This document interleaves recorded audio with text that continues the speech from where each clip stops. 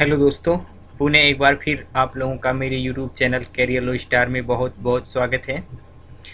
आज जो रचना आपके सामने प्रस्तुत है, द स्कॉलर, जिसको रॉबर्ट साउदी ने कंपोज किया है। तो इस रचना को उत्तर प्रदेश बोर्ड का जो इंग्लिश का सिलेबस है 11वीं का, उसके पोएट्री के अंतर्गत इसको पढ़ना होता है। तो द स्कॉलर जिसका मतलब होता है विद्वान। यहाँ पे होता क्या है कि जो कवि होता है वो स्वयं को एक विद्वान के रूप में मान लेता है तथा उस रूप में एक विद्वान की रुचि, अरुचि, आशा तथा उसके सपनों का वो वर्णन करता है कि किस तरह से एक विद्वान सोचता है, किस तरह से अपने टाइम को व्यतीत करता है और कैसे लोगों के साथ वो रहना पसंद करता है। तो खुद को विद्वान समझ के उसकी रुचि को वो यहाँ पे वो प्रकट किया है। तो देर न करते हुए चलते हैं वीडियो लेक्चर अपने टॉपिक की तरफ और देखते हैं इस लेसन का central idea. The poet assumes the personality of a scholar and in that capacity gives an account of scholars' likes and dislikes, aspiration and dreams। यहाँ पे होता क्या है कि जो कवि होते हैं वो एक विद्वान के पर्सनालिटी को जो है धारण कर लेते हैं, एज्यूम कर लेते हैं, मतलब खुद को मान लेते हैं कि मैं एक विद्वान हूँ। और इस क्षमता से, मतलब एक विद्वान की क्षमता से एक विद्वान के जो पसंद होते हैं और उसके जो नापसंद होते हैं, जो उसकी प्रेरणा होती है और जो उसके स्वप्न होते हैं, उसका एक लेखा जोखा प्रस्तुत करते हैं। The scholar likes to spend his days in the company of books written by the great author of the past.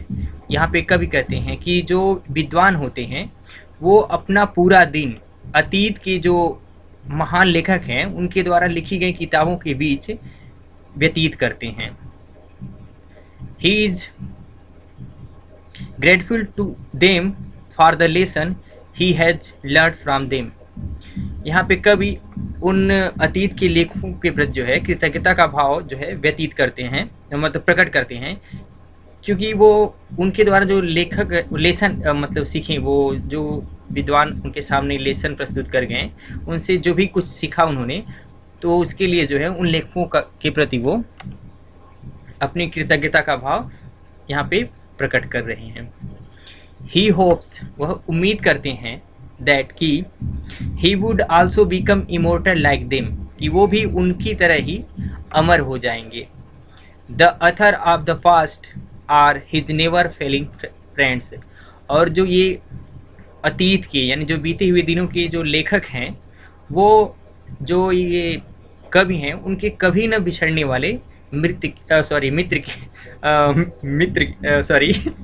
यहाँ पे जो मित्र होते हैं उनके जैसे हैं। मतलब कवि यहाँ पे ये कह रहे हैं कि मैं उम्मीद करता हूँ कि मैं भी उन्हीं लेखों की भांति अमर हो जाऊंगा जैसे वो लोग अमर हो गए हैं। और वे लोग जो होते हैं वे लोग जो अतीत के लेखक हैं वो मेरे कभी न बिछड़ने वाले मित्रों के समान हैं।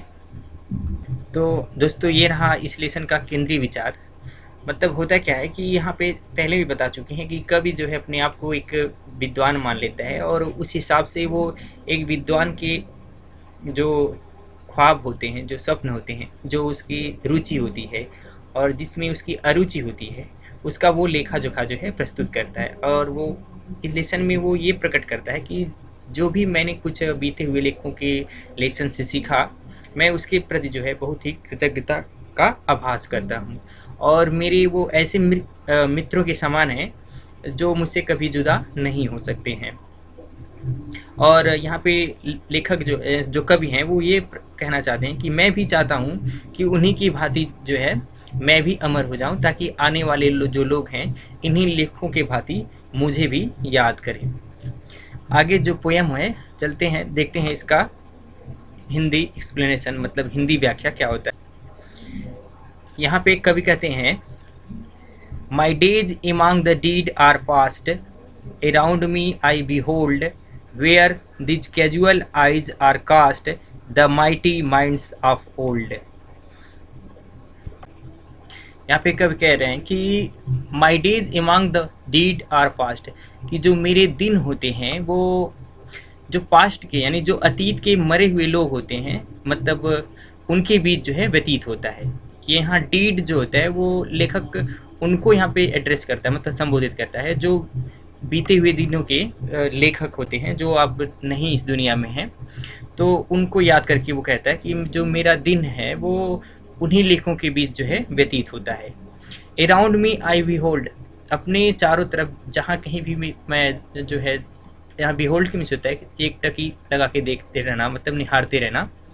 तो यहाँ पे लेखक कह रहे हैं कि जहाँ कहीं भी मैं देखता हूँ, where these casual eyes are cast, और जहाँ पे ये मेरी आकस्मिक दृष्टि पड़ती है, the mighty minds of old, और वहीं जहाँ जहाँ पे मेरी ये कैजुअल दृष्टि जो है पड़ती है, वहाँ पर मुझे जो होते हैं यही जो पुराने लोगों का जो है माइंड दिखाई देता है। मतलब यहाँ पे जो है अगर मुहावरे की तरह से जिसका भाव देखा जाए तो कभी ये कह रहे हैं कि जो मेरा दिन है वो बीते हुए दिनों के जो लेखक हैं उनके साथ व्यतीत होता है, और जहाँ कहीं भी मेरी आकस्मिक दृष्टि पड़ती है तो उन्हीं का माइंड नज़र आता है। तो उन्हीं का माइंड नज़र आता है, इसका मतलब ये होता है कि जब वो जहाँ कहीं भी देखता है तो उन्हीं के द्वारा लिखी गई वो किताबें पाता है। मतलब ये कहना ये चाह रहा है लेखक कि मेरा पूरा दिन जो होता है उनके द्वारा लिखी गई किताबों के बीच जो है व्यतीत होता है। My never failing friends are they, और वे लोग जो होते हैं मेरे कभी न बिछुड़ने वाले मित्र होते हैं। With whom I converse day by day, और जिनके साथ मैं दिन ब दिन बात करता रहता हूँ, मतलब वो उनकी किताबों को पढ़ता है और उनसे वो डिस्कस करता रहता है, मंथन करता रहता है। तो यहाँ पे कब ये कहना चाह रहे हैं कि जो मेरा दिन है वो किताबों के बीच ये व्यतीत होता है, और हमेशा जहाँ कहीं भी मैं नज़र डालता हूँ तो मुझे वो किताबें ही नज़र आती हैं, मतलब वही लेखक नज़र आते हैं, और वे मेरे कभी न बिछड़ने वाले मित्र हैं। मतलब ये कभी न धोखा देने वाले मित्र हैं, मतलब जो किताबें होती हैं वो कभी धोखा नहीं देती हैं, तो वो कभी न बिछड़ने वाले मित्र होते हैं और उनके साथ मैं पूरा दिन व्यतीत करता हूँ।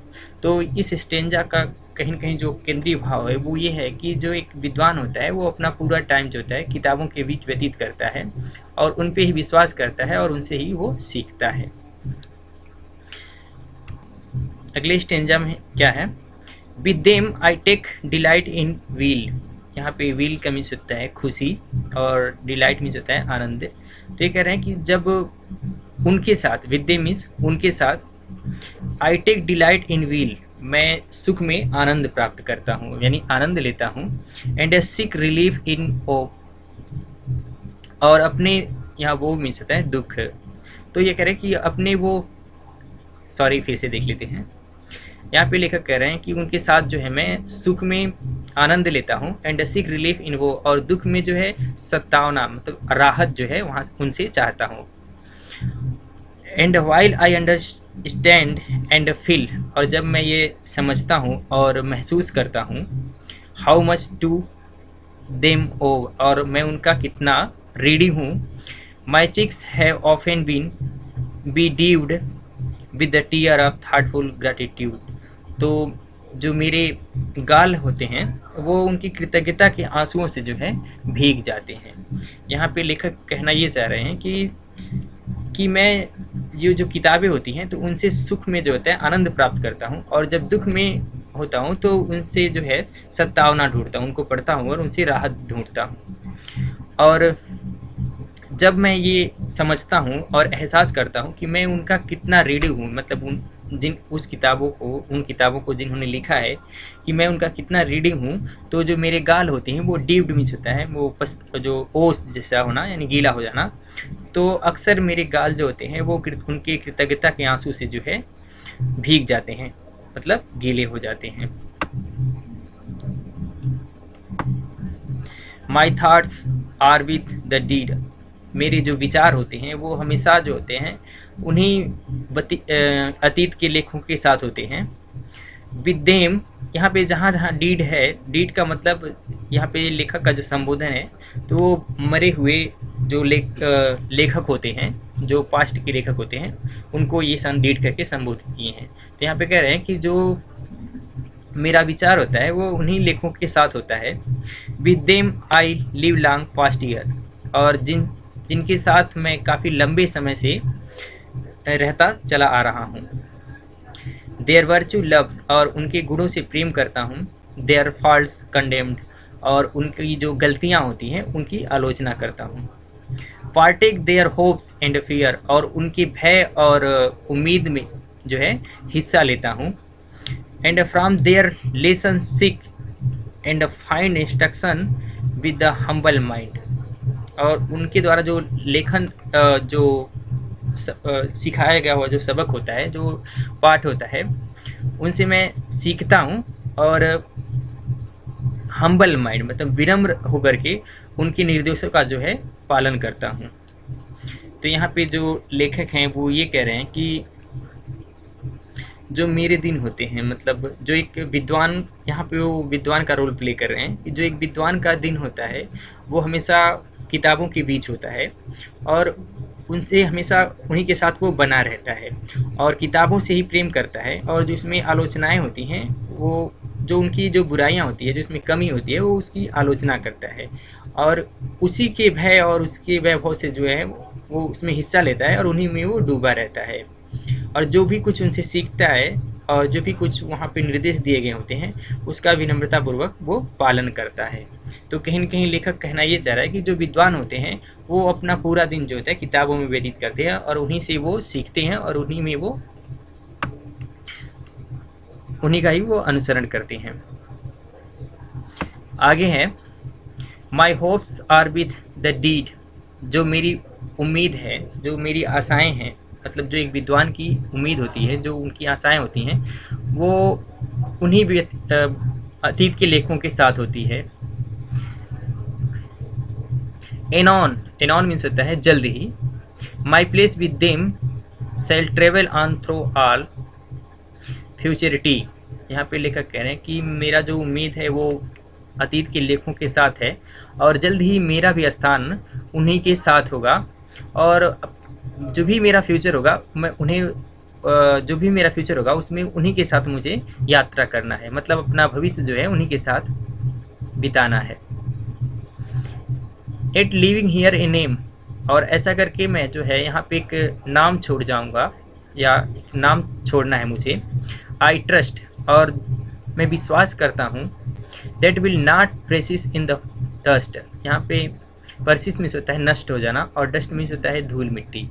तो यहाँ पे लेखक कह रहे हैं कि जो मैं नाम छोड़ूंगा तो मुझे विश्वास है कि वो नाम जो है धूल मिट्टी में नहीं मिलेगा, अर्थात उन्हीं लेखकों की भांति जो अमर हो गए हैं, मेरा नाम भी अमर हो जाएगा।